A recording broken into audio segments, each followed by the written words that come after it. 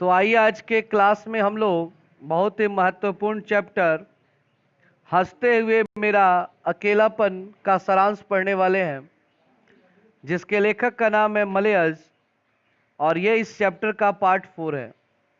Part 1 में लेखक का परिचय पढ़ा गया, पार्ट 2 में पूरे पाठ को पढ़ा गया, पार्ट 3 में हमने ऑब्जेक्टिव और सब्जेक्टिव क्वेश्चन पढ़े, और ये इस चैप्टर का लास्ट पार्ट है, पार्ट 4, जिसमें हम इस पाठ का सारांश पढ़ेंगे, जिसको समरी कहा जाता है। ठीक है, अंग्रेजी में क्या बोलते हैं? समरी कहा जाता है, यानी कि पाठ में मेन चीज क्या है उसी के बारे में पढ़ना है।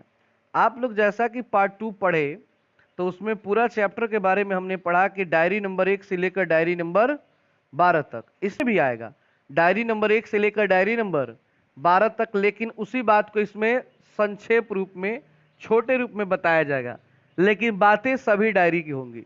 ठीक है ना? तो चलिए इसको स्टार्ट करते हैं। अगर इसके पीछे वाला वीडियो आप लोगों ने नहीं देखा है तो चैनल के प्लेलिस्ट से जाइए और वहां से आप लाइन बाय लाइन पहले पार्ट 2, कम से कम पार्ट 2 जरूर देख लीजिए, क्योंकि आप चैप्टर पढ़े होंगे तभी जाकर सारांश अच्छे से समझ में आता है। अगर आप इसको अच्छे से समझ लेते हैं तो एग्जाम में ये 5 नंबर के क्वेश्चन आते हैं एक सारांश लिखने के लिए। तो बढ़िया से इसको समझिए और बढ़िया से इसको नोट कर लीजिएगा। शुरू करते हैं। हंसते हुए मेरा अकेलापन शीर्षक। पाठ का नाम क्या है जी? हंसते हुए मेरा अकेलापन। डायरी मलयज की एक उत्कृष्ट रचना है। इस डायरी को लिखने वाले कौन व्यक्ति हैं? मलयज जी हैं, और उनकी ये उत्कृष्ट रचना है। उत्कृष्ट मतलब होता है अपनी ओर आकर्षित करने वाली रचना है। यानी जब इस चैप्टर को हम पढ़ते हैं तो ये चैप्टर अपनी ओर हमें क्या करती है? आकर्षित करती है। मलयज अत्यंत आत्मसजग किस्म के बौद्धिक व्यक्ति थे। यहाँ पे शब्द है अत्यंत आत्मसजग। आत्मसजग मतलब होता है कि अपने आप को स्थिर रखने वाला व्यक्ति, अपने आप को स्थिर रखने वाले व्यक्ति, और बौद्धिक व्यक्ति थे। बौद्धिक मतलब होता है जो बुद्धिमान व्यक्ति होते हैं ना, उनको बौद्धिक व्यक्ति कहा जाता है। तो ये अपने आप को गंभीर रख करके एक बुद्धिमान व्यक्ति थे। कौन? मलयज। डायरी लिखना मलयज के लिए जीवन जीने के कार्य जैसा था। मतलब कि उनके जीवन में डायरी लिखने का अर्थ उनका जीवन था। उनका मानना था कि मैं जब तक जिंदा हूं तब तक मेरी डायरी जिंदा है, और डायरी में लिखते ही रहे थे। और आप लोग पढ़े भी हैं हंसते हुए मेरा अकेलापन पाठ, तो उसमें देख रहे हैं ना कि जब उनकी मृत्यु हुई है उसके कुछ दिनों पहले तक वो डायरी में लिखने का काम किए हैं। वे डायरी मलयज के समय की उथल पुथल और उनके निजी जीवन की तकलीफी बेचैनियों के साथ एक गहरा रिश्ता बनाते हैं। यानी कि डायरी में जो भी बातें मलयज जी ने लिखा था, किस चीज के बारे में? कि उनके टाइम में इस समाज में कौन कौन से गलत कार्य हो रहे थे जो उनको अच्छा नहीं लगता था। जैसे कि पेड़ को काटना मिलिट्री के द्वारा, फिर से एक कम उम्र की पतली दुबली लड़की के द्वारा सेव बेचे जाना, जो नहीं होना चाहिए, उस उम्र में उस बच्ची को पढ़ना चाहिए। ऐसी कई घटनाओं का वो जिक्र करते हैं जो उनके सामने उनके जीवन में घटित होता है। इस डायरी में एक औसत भारतीय लेखक के परिवेश को हम उसकी समस्त जटिलताओं में देख सकते हैं। दूसरा पैराग्राफ है प्रस्तुत डायरी के अंश के प्रथम डायरी में। किस डायरी की बात कर रहे हैं हम लोग? प्रथम डायरी। 12वीं डायरी के बारे में बात होगी। प्रथम डायरी में मलयज ने प्रकृति एवं मानव के बीच समन्वय स्थापित करने का प्रयास किया है। मतलब कि पहली डायरी में वो क्या बताते हैं कि अगर हम प्रकृति को खुद नहीं बचाएंगे तो एक दिन ये प्रकृति हमें खुद नहीं बचा पाएगी, हमें निगल जाएगी। मतलब कहने का सेंस ये है कि हम अगर पेड़ों का लगातार दोहन करते रहे, पेड़ों को काटते रहे, तो एक समय ऐसा आएगा कि पेड़ नहीं रहेंगे, और पेड़ नहीं रहेंगे तो ऑक्सीजन नहीं होगा, और ऑक्सीजन नहीं होगा तो आप लोग साइंस तो पढ़ते ही हैं कि मनुष्य जीवित नहीं रह सकता है। मनुष्य ही क्या, कोई भी जीव ऑक्सीजन के अभाव में जीवित नहीं रह सकता है, और ये जो पृथ्वी है ये पूरी की पूरी तरह समाप्त हो जाएगी। इसलिए हमें प्रकृति के साथ एक संतुलन बना के रखना चाहिए। उसके बाद है मिलिट्री की छावनी में वृक्ष काटे जा रहे हैं। वृक्ष कहां पे काटे जा रहे हैं? मिलिट्री की छावनी में। लेखक वृक्षों को एक गिरोह में उनकी एकात्मकता का संकेत देता है। वृक्षों का चित्रण करते हुए मलयज लिखते हैं, वे जब बोलते हैं तब एक भाषा में गाते हैं, तब एक भाषा में रोते हैं, तब भी एक ही भाषा में। कहते हैं ये जो पेड़ है ना, पेड़ों का एक गुण है, पेड़ पेड़ को देखकर पैदा होता है, पेड़ पेड़ को देखकर खुश होता है, पेड़ को दुखी देखकर दूसरा पेड़ रोता भी है।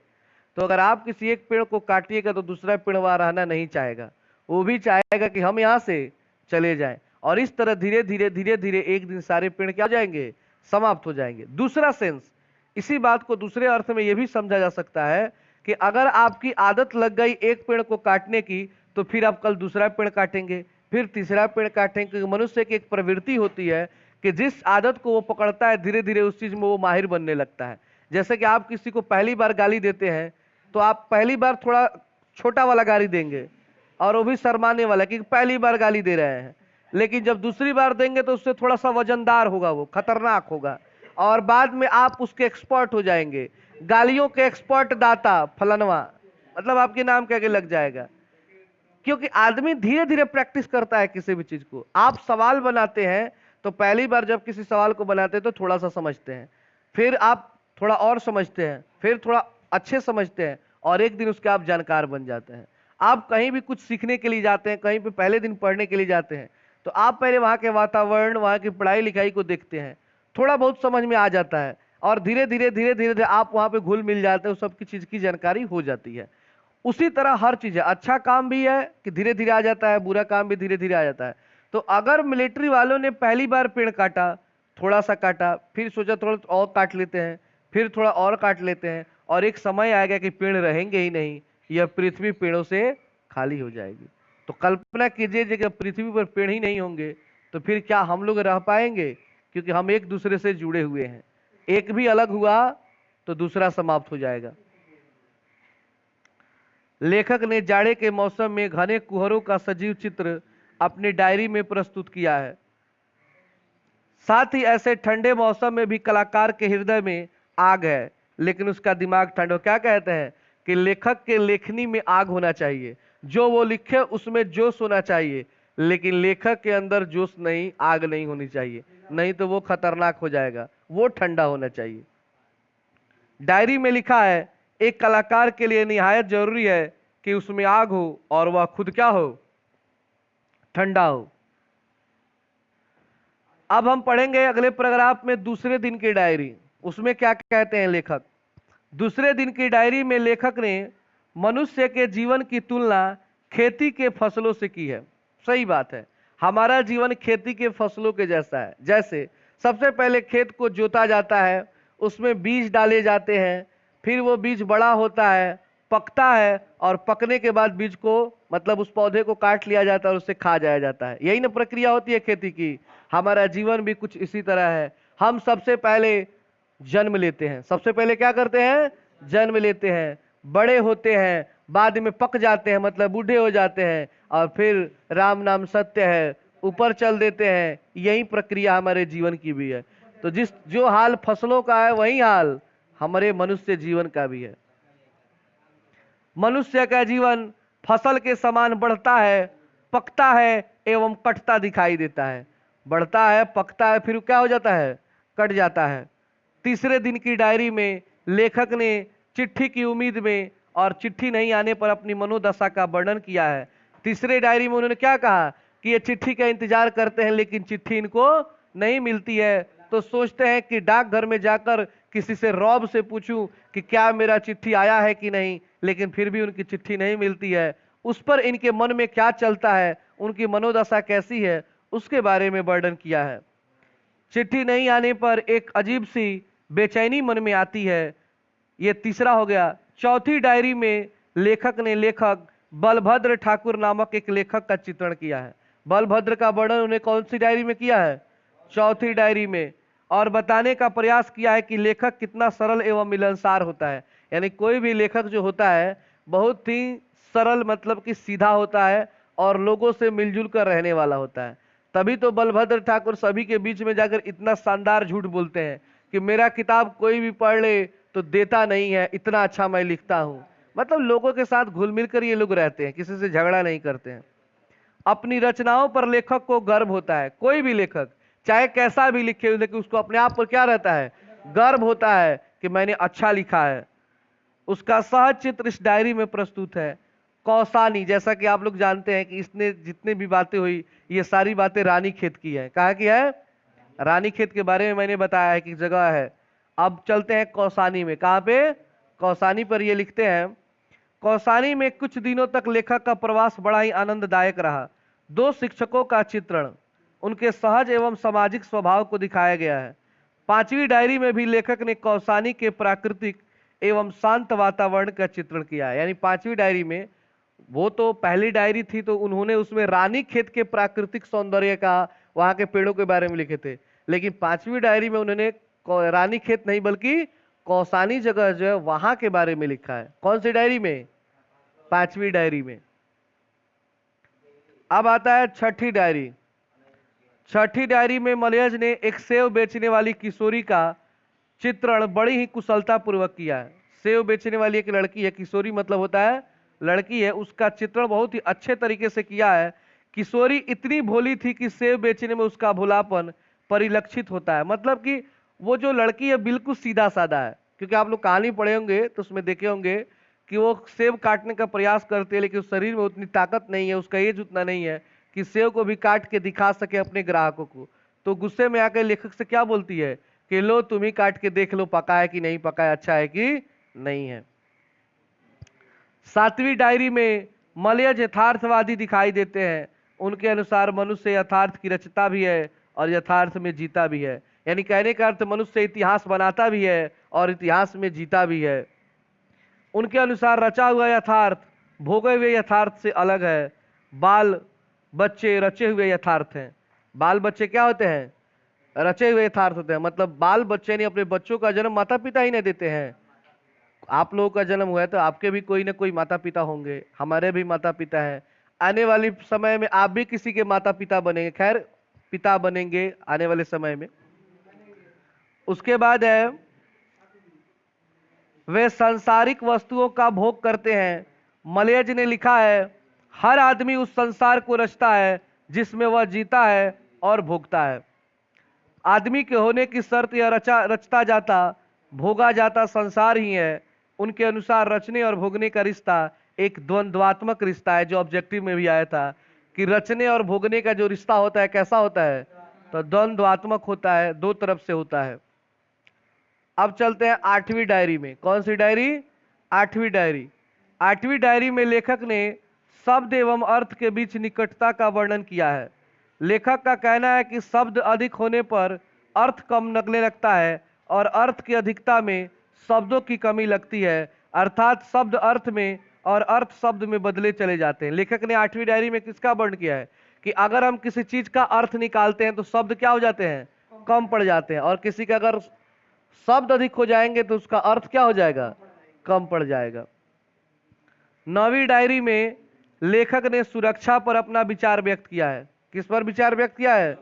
कि मनुष्य की सुरक्षा सूर्य की रोशनी में है बल्कि अंधेरे में नहीं। व्यक्ति की सुरक्षा रोशनी में हो सकती है, अंधेरे में नहीं। अंधेरे में सिर्फ छिपा जा सकता है, सुरक्षा तो चुनौती को झेलने में है, बचाने में नहीं। जो ऑब्जेक्टिव में अभी आप इसके पहले वाले वीडियो में पढ़े कि सुरक्षा उसमें है जब हम चुनौतियों को झेलते हैं, चुनौतियों का सामना करते हैं, न कि उसे दूर भागते हैं। अगर आप दूर भागेंगे तो आप सुरक्षित नहीं हैं। अतः आक्रामक व्यक्ति ही अपनी सुरक्षा कर सकता है, बचाव करने में व्यक्ति असुरक्षित रहता है। मतलब कहने का अर्थ है कि आपके ऊपर कोई अटैक करता है, आपको परेशान करता है और आप उससे दूर भागते हैं। आपको लगता है कि चलो इससे दूर हट जाओ, समस्या हट जाएगी। समस्या नहीं हटेगी। कहां कहां भागोगे? आज वो खदेड़ रहा है, जहां जाओगे वहां कोई और खदेड़ेगा। कहां कहां भागोगे? उसका अर्थ है जो सामने है उसका सामना करो, जो होगा सो देखा जाएगा। 10वीं डायरी अब कौन सी है? 10वीं डायरी में लेखक ने रचना और दस्तावेज में भेद और दोनों में पारस्परिक संबंध की चर्चा की है। कल आप लोगों को मैंने दिखाया था पार्ट 2 में, एक दस्तावेज का फोटो दिखाया था कि दस्तावेज क्या होता है। लेखक के अनुसार दस्तावेज रचना का कच्चा माल है। दस्तावेज रचना रूपी करेंसी के वास्तविक मूल्य प्रदान करने वाला मूलधन है। 11वीं डायरी में लेखक के मन में पैदा होने वाले डर का वर्णन किया है। मन लेखक बताते हैं कि हर मनुष्य के अंदर डर होना चाहिए, डर होने से व्यक्ति अच्छा काम करता है। जैसे आप जिस दिन आपके मन में डर समा जाएगा कि हम नहीं पढ़ेंगे तो एग्जाम में हमारा रिजल्ट खराब हो जाएगा, उस दिन से आप पढ़ना शुरू कर देंगे। लेकिन अभी जब तक डर नहीं है तब तक फ्री फायर खेलेंगे, क्योंकि आप फ्री है, आजाद है, स्वतंत्र हैं, स्वतंत्र भारत में जन्म लिए हैं। तो 11वीं डायरी में लेखक ने डर के बारे में वर्णन किया है। किसके बारे में वर्णन किया है? डर के बारे में। लेखक अपने को भीतर से डरा हुआ व्यक्ति मानता है, मन का हर तनाव पैदा करता है, संशय पैदा करता है। संशय मतलब होता है आशंका, शंका। किसी की प्रतीक्षा की घड़ी बीत जाने पर मन में डर पैदा होता है। मैंने उसमें ही बताया था कि मान लीजिए कि आप स्कूल गए हैं या कोचिंग आए हैं, और जिस टाइम पे आप अपने घर पे पहुंचते हैं, अगर उस समय पे आपने घर नहीं पहुंचा तो घर वालों के मन में क्या हो जाती है? एक शंका हो जाता है, डर हो जाता है कि भाई कहाँ रह गया, कुछ तो हो तो नहीं गया, तबीयत खराब हो गया, कि कहीं एक्सीडेंट हो गया, या कहीं पे रुका हुआ है, कि कहीं बाजार में जूता चप्पल से पिटा रहा है, कौन सा कर्म कुकर्म कर दिया जाके। कई तरह की भावनाएं मन में जग जाती हैं, लेकिन अच्छा भावना कोई नहीं आता, याद रखिएगा। एको को बात नहीं आता है कि लग रहा है कि जाके कहीं पे मेडल जीत रहा होगा, ऐसा भावना तो आता नहीं है। आता उल्टा सीधा खाली है, जितना खतरनाक खतरनाक धरती पे होगा सब आ जाएगा। डर कई प्रकार के होते हैं। मनुष्य जैसे जैसे जीवन रूपी समस्याओं से घिरता जाता है, उसके मन में डर की मात्रा भी बढ़ती जाती है। सही बात है। आप जैसे जैसे बड़े होंगे ना, जितनी जिम्मेदारियां बढ़ेंगी ना, आपका डर का जो सीमा है वो बढ़ता जाएगा। अभी क्या है कि आपको किसी चीज का डर नहीं है, आप फ्री फायर खेल रहे हैं, बिल्कुल फ्री हैं, कोई टेंशन नहीं है। लेकिन एक समय आएगा कि जब आप पे जिम्मेदारी होगी, परिवार होगा, उस समय आप हर चीज से डरिएगा। अभी क्या है कि अगर कोई भी आपको रेत कर दे, फाइट मार दे, तो पटका पटकी तुरंत कर लेंगे, क्योंकि आप डरते नहीं हैं, आप सोचते नहीं कि इसका परिणाम क्या होगा। लेकिन एक समय आएगा कि लोग आपके मुंह पे गाली देंगे, मरबो करेंगे, फिर भी आप इतना सोचेंगे जाने दो, झगड़ा करने से कोई फायदा नहीं है, कोई को काम है। अभी आदमी धीरे धीरे सहनशील हो जाता है। जो लड़कियां अपनी माँ की इस समय बात नहीं सुनती हैं, अगर माँ थोड़ा सा भी टेढ़ा बोल दे तो कितना तो थप्पड़ भी चला देती है, नहीं थप्पड़ चलाती तो ज्यादातर मात्रा में गाली देती हैं, ठीक है ना। और वो भी नहीं करती तो कितना भी सब मुंह चमकाएंगे जरूर देख देख कर, ये काम हो जाता है। वे लड़कियां जिस दिन अपने ससुराल जाती हैं, बाबू मुंह चमकाना दूर की बात है, गाय बन जाती हैं, वो भी खूंटा से बांधने वाली, एकदम शांत हो जाती हैं। तब उनको वो दिन आता है, वो एक टाइम उर है, आदमी बिना काम कैले बढ़िया से खा पी के पड़ल रहो, माई बोलो सुन के डटबो करी सन। आज बा सवेरे से लेकर सांझी के कोल्हू बैल खानी खटवाओ तरसन, आ ऊपर से 3-4 गाड़ियों सुन पड़ता, कहीं पी के आवता तो 2-4 लत मारतो बा, फिर भी सहे के पड़ता सब। तो बाबू जिम्मेदारियां इंसान को सहनशील बना देती हैं। और अंतिम है, अंतिम डायरी यानी कि 12वीं डायरी में लेखक ने जीवन में तनाव के प्रभाव का वर्णन किया है। मनुष्य जीवन में संघर्षों का सामना करते समय तनाव से भरा रहता है। सही बात है। आप अपने जीवन में जब संघर्ष करेंगे, मेहनत करेंगे, तो आप तनाव से भर जाएंगे। तनाव को अंग्रेजी में टेंशन कहते हैं। क्या कहते हैं? बहुत सारे टेंशन हो जाएंगे। इस प्रकार प्रस्तुत डायरी के अंश में मलयज ने अपने जीवन के संघर्षों एवं दुखों की ओर इशारा करते हुए मानव जीवन में पाए जाने वाली सहज समस्याओं का चित्रण बड़ी ही कुशलता से किया है। एक व्यक्ति को कितना खुला, ईमानदार और विचारशील होना चाहिए, इस भाव का सहज चित्रण लेखक ने अपने प्रस्तुत डायरी में किया है। व्यक्ति के क्या दायित्व हैं और अपने दायित्वों के प्रति कैसा लगाव, कैसी सानिध्यता होनी चाहिए, ये सारे भाव प्रस्तुत डायरी में स्पष्ट रूप से चित्रित हैं। और ये हमारा सारांश समाप्त होता है। इसको आप अच्छे से नोट कर लें और ये चैप्टर समाप्त होता है। अगले चैप्टर में मिलते हैं। तो आज के लिए इतना ही।